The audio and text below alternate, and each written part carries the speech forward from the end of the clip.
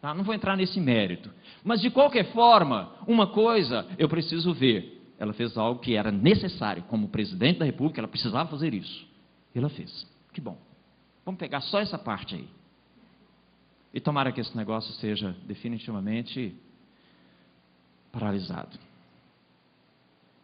Mas eu fiquei pensando, não seria papel seu e meu?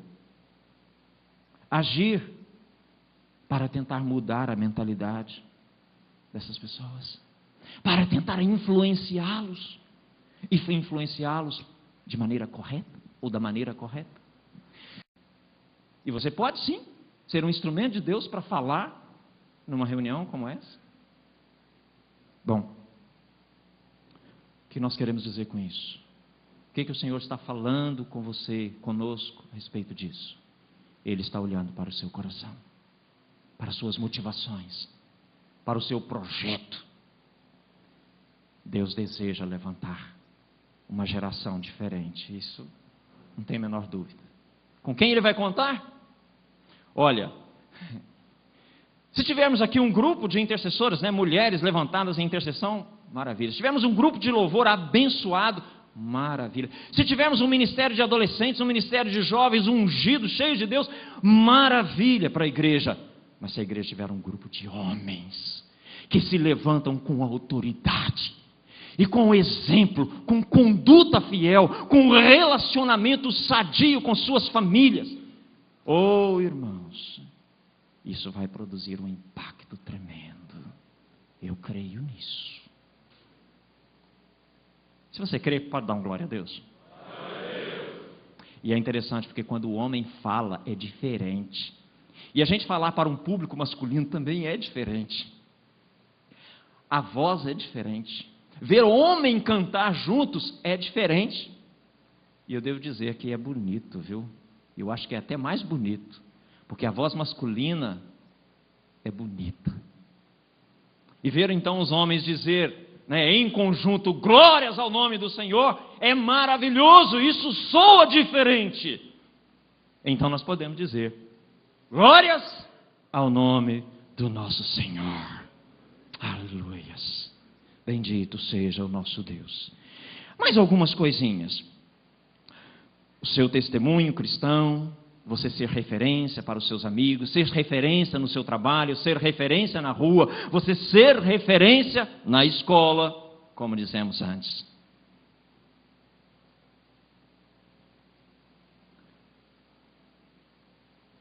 Como é que você se relaciona com o seu pastor?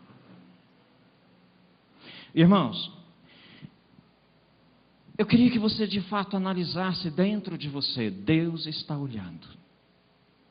Como é que você se relaciona com o seu pastor? E não apenas um pastor titular, um pastor, um bispo, como tem aqui na igreja, mas com os demais pastores, inclusive. Respeita, honra, fala mal, só assim, entre os dentes, mas solta uma crítica de vez em quando. Desrespeita. Deixa de reconhecê-lo como tal.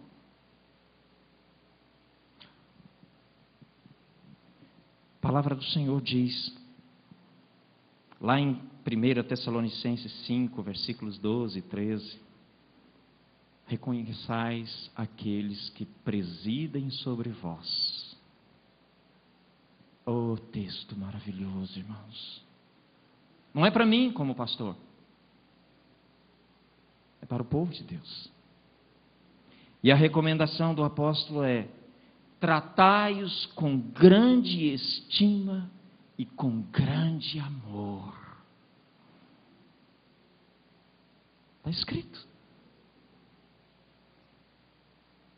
Pastores, bispos, os presbíteros da igreja, autoridades da igreja. A recomendação bíblica é: tratai-os com grande amor, por causa da obra que eles fazem. Irmãos, pensem comigo. O trabalho que um pastor faz por um rebanho de Deus É algo simplesmente extraordinário, você não encontra isso no mundo. Em empresa nenhuma existe isso, e em lugar nenhum, escola nenhuma existe isso, e somente na igreja do Senhor, a igreja viva e verdadeira. Pessoas que se preocupam com você, que cuida das suas feridas, que ministra ao seu coração, que encoraja você, que aponta para você um caminho de eternidade. Gente que preocupa com a sua alma, com o seu estado interior. Alguém que olha para você e fala: meu irmão, o que está acontecendo com você? Você não está bem, seu rosto não está bem hoje. O pastor faz isso. Alguém que se preocupa em conduzir você pelo caminho da retidão com vistas à eternidade. O trabalho pastoral, irmãos, ele é incomparável. Ok? Recebe isso? Amém ou não? Incomparável. O trabalho pastoral, ele é impagável. Tá? Não tem preço.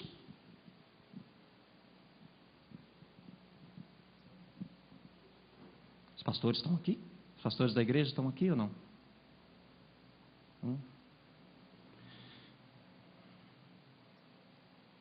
Deus sabe. Talvez não devessem mesmo. Para que você, amado,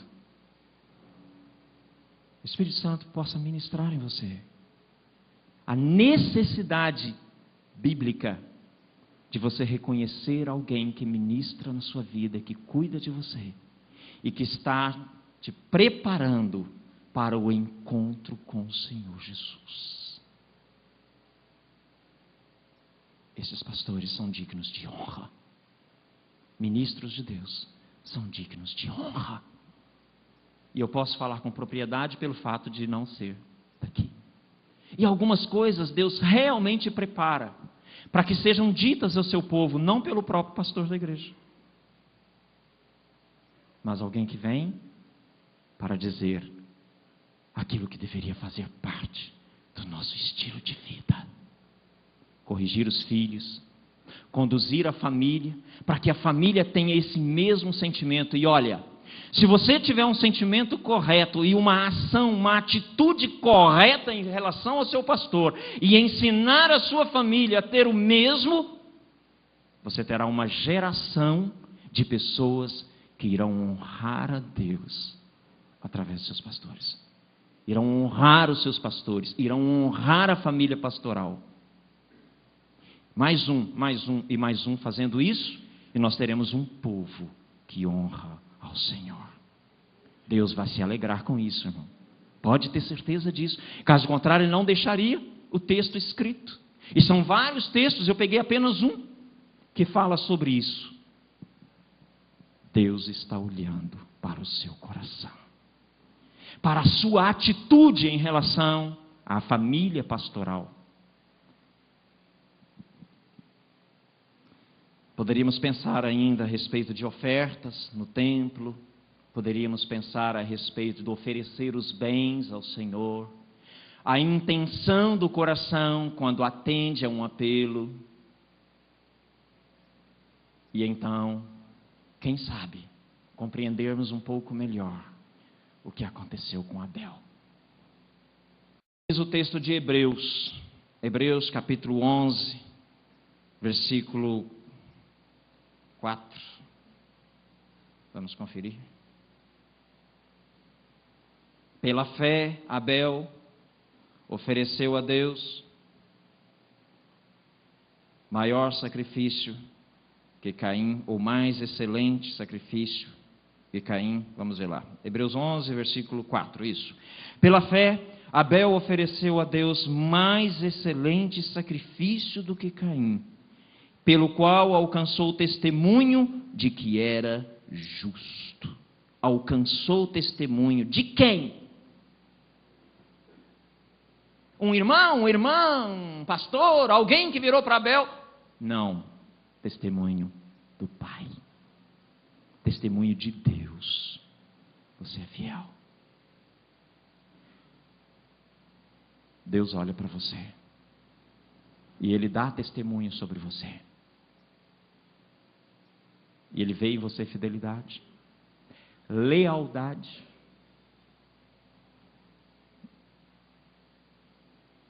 Uma medida de lealdade, de sinceridade diante de Deus, segundo o olhar de Deus. Muito fácil para eu virar pastor Lincoln, homem de Deus. Pastor Lincoln, um homem que prega com tanta graça perante o Senhor. Pastor Lincoln, alguém que tem um exemplo familiar. Pastor Lincoln, ungido de Deus. Nível humano. E não é difícil para nós aqui reconhecermos isso na vida dele. Mas o que Deus olha no coração do pastor Lincoln e vê. André, o que Deus olha para o seu coração e vê, brotando dentro de você. Que semente é essa que está brotando aí? Atenção de Moisés, 3 verbos. Chama a atenção de Moisés, Moisés, Moisés. Segundo, Deus fala, tira a sandália dos pés, tira a obstrução. Terceiro, Deus então chama Moisés, e é nesse detalhe aqui que eu queria que você prestasse atenção. Deus chama Moisés, conhece o meu coração.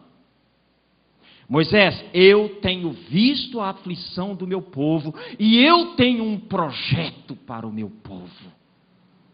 E aí ele começa a expor esse projeto, mas antes disso ele chama a atenção de Moisés. Amado, para entendermos isso, Deus chama você, desperta você, Deus toca o seu coração, Deus lança uma palavra sobre você, chamando a sua atenção, e Ele diz, tira a obstrução, trata da obstrução, se é arrependimento, arrepende, se é pecado, tira o pecado, se é correção de vida, corrija a tua vida, e terceiro, Deus diz, eu vou usar você. Eu vou usar você para um projeto. E é um projeto que vai alcançar a cidade. É um projeto que vai beneficiar outras igrejas. É um projeto que vai beneficiar a igreja do Senhor Jesus nessa cidade. Deus chama a sua atenção. Você já atendeu ao chamado de Deus, você está aqui. Segundo, ele diz, desobstrui. Então, limpa a ira. Terceiro, compreende o que está no coração de Deus. Entenda que há um propósito divino nisso. Deus está olhando para você, para o seu coração e para as suas reações.